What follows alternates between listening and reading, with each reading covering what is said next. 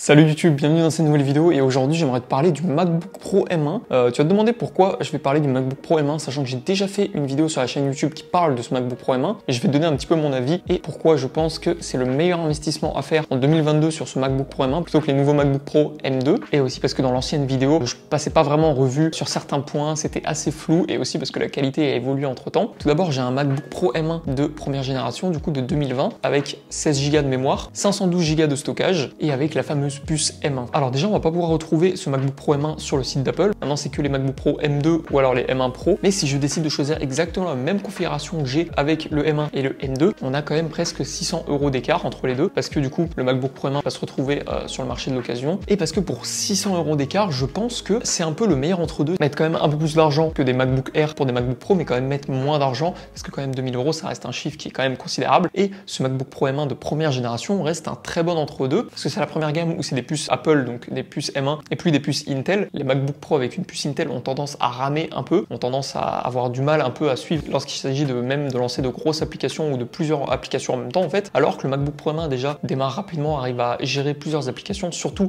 celles d'Apple, comme par exemple, du coup je monte ces vidéos sur Final Cut et Final Cut fonctionne très bien par rapport à Premiere Pro qui a un petit peu plus de latence. Et c'est pour ça que maintenant je vais revenir un petit peu sur les fonctionnalités de ce MacBook Pro M1, pourquoi c'est celui-ci que vous devez acheter et pas forcément les autres qui sont un peu plus chers ou qui sont assez différents. Bien sûr, si vous utilisez un MacBook juste pour faire de la vidéo ou un tout petit peu de montage, un peu juste pour du divertissement lambda un peu tous les jours, les MacBook Air suffiront largement à faire le taf. Mais si vous voulez passer sur de la 3D, passer sur du montage vidéo, passer sur du code, et bah c'est mieux de passer sur un MacBook Pro plutôt qu'un MacBook Air parce que vous aurez plus tendance à être moins titillé par le Air parce que déjà il n'y a pas de ventilateur sur le MacBook Air, ce qui peut ralentir sur certaines tâches, alors que le MacBook Pro va pouvoir continuer lui à faire sur plusieurs heures, alors que le Air va devoir prendre des petites pauses quand même, c'est un peu comme un sprinter, alors que le MacBook Air c'est comme si on courait un petit peu un marathon, il va courir sur la même distance tout le long. J'ai pu faire énormément de choses sur ce Mac, que ce soit du montage vidéo, que ce soit Photoshop pour retoucher des photos, faire plein de choses, même faire un peu de code au début lorsque je l'avais, et j'ai jamais vraiment été déçu de ce Mac. Il est très performant et à certains moments où ça bug, forcément c'est comme un ordinateur, c'est-à-dire que certes on se dit que pour le prix il devrait pas avoir de problème, mais enfin c'est de l'informatique donc c'est normal que de temps en temps ça plante ou juste ça crache un petit peu donc sur certains points, mais ça m'est quand même rarement arrivé, ou alors lorsque ça crache, bah, pour le relancer ça se relance assez vite, assez bien, et depuis 2020 lorsque je l'ai, je n'ai pas eu de problème de latence sur certains points. Le fait de sa petite taille me gêne un petit peu, mais heureusement lorsque j'ai un écran à part c'est suffisamment bien, je m'en sers, et sinon lorsque je suis dans les transports comme le train, le petit écran me gêne un petit peu, mais on s'y habitue assez vite, lorsque surtout sur ces longs trajets, ça me gêne pas forcément. D'ailleurs si vous avez peur d'avoir du mal à vous habituer entre passer d'un ordinateur Windows à un Mac, et bah vous inquiétez pas en fait, moi j'ai un peu peur, mais ça s'est fait très rapidement, en l'espace d'à peine une semaine, je connaissais un petit peu tout sur le Mac. Certes il y a certains trucs qui sont pas très intuitifs, faudra peut-être se renseigner un petit peu sur internet, sur des tips. D'ailleurs si vous avez des idées de vidéos que je fasse par rapport à ce Mac, des tips clavier ou des tips de raccourcis pour faciliter un petit peu l'utilisation de ce Mac, n'hésitez pas à me le dire en commentaire et j'en ferai peut-être une vidéo un jour. Je trouve exactement le même Mac que j'ai dans l'occasion à 1600 €, alors que si on compare avec le MacBook Pro M2 qui est sur le site d'Apple,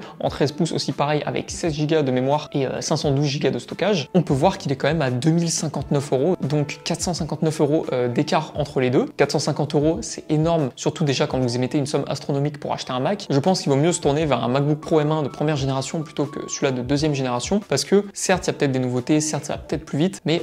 le MacBook Pro M1 suffit largement et convient parfaitement à la plupart des personnes qui veulent se tourner dans la gamme des pros. Ce que je regrette un petit peu sur ce Mac que je n'ai pas pris comme option, c'est d'avoir 4 ports Thunderbolt, je sais jamais comment on dit, j'en ai que 2 sur le côté gauche, et comme je vous ai dit de temps en temps, juste si c'était possible de passer sur un MacBook Pro 16 pouces, je pense que ça peut aider, mais en même temps c'est plus encombrant, donc c'est kiff, ça dépend de vous, ça dépend de ce qui vous convient, et n'hésitez pas à analyser un petit peu votre vie, analyser un petit peu les endroits où vous êtes le plus souvent, ce que vous faites habituellement, pour voir si un MacBook convient plus en 13 pouces ou en 16 pouces selon vos besoins. Moi finalement je me tourne quand même vers le 13 pouces, même si des fois ça me démange un petit peu de ne pas avoir pris un 16 pouces, mais forcément ça coûte aussi plus cher. Donc tout de suite, de toute façon si vous voulez plus de fonctionnalités sur votre Mac, il va falloir y mettre le prix, et parfois ça peut même revenir un peu cher. La Touch Bar me sert pas forcément, elle est là sans forcément être là, c'est-à-dire que je l'utilise de temps en temps, mais la plupart des cas en fait elle me sert pas, et forcément maintenant je suis habitué à l'utiliser sur certains points, sur certaines utilisations, mais elle serait pas là en soi, ça me gênerait pas plus que ça je pense, et je peux très bien me débrouiller avec le clavier, c'est juste que parfois j'aime bien juste appuyer sur la Touch Bar pour dire qu'elle est là, pour au moins lui donner un usage, qu'elle ne fasse rien. Aussi quelque chose qui m'avait choqué et finalement qui est très agréable depuis que j'ai ce Mac, c'est que pour le mettre en veille on a juste besoin de fermer le Mac et au final il se rouvre très facilement à un doigt. Certes c'est une petite fonctionnalité un peu bête mais qui sert tous les jours, et c'est vrai que si je devais retourner sur un PC Windows j'aurais un petit peu du mal. C'est vrai que c'est quelques petits changements qui titillent. En fait si je recommande ce MacBook Pro de première génération avec la puce M1, c'est C'est parce qu'en fait, c'est moins cher parmi la gamme des pros. Ça permet en même temps de mettre un pas dans le pro pour éviter d'acheter un MacBook Air et au final, au bout d'un an, d'être un peu déçu et limité par les performances, malgré que ce soit une puce Apple. Et en même temps, pour des Mac, on est sur des prix raisonnables. 1500, 1600 euros, ça va encore. À l'époque, je l'avais payé 1700 ou 1800, je me rappelle plus, grâce au code UniDays. Après, à vous de voir, mais si vous n'êtes pas forcément étudiant, vous n'aurez pas forcément ces réductions. Et soit payer entre 2000 euros ou 1600, 400 euros, c'est quand même énorme. Donc, à vous de faire vos recherches finalement en fonction de vos besoins, si vous convenez le mieux entre le MacBook Pro M2 ou le M1. Mais c'est vrai que si vous êtes étudiant, regardez un petit peu sur internet les promos. Pour moi, ce Mac me convient parfaitement. Et aussi, lorsque vous achetez un Mac, n'hésitez pas à vous dire que c'est un investissement sur plusieurs années. C'est-à-dire que lorsque vous achetez un PC Windows, peut-être qu'il va vous faire qu'un an, peut-être qu'il va vous faire que 6 mois, peut-être, ou 9 mois. Alors que quand vous achetez un Mac, vous êtes sûr qu'il va vous servir 1 an, 2 ans, 3 ans, voire même 4 ou 5 ans, sans que vous ayez besoin de changer de Mac pour en racheter un autre ou pour passer une gamme supérieure. Donc c'est pour ça aussi qu'il faut mettre le budget dès le départ, mais ce sera vite rentabilisé sur le long terme parce que vous n'avez pas acheté plein de PC à la longue qui vont revenir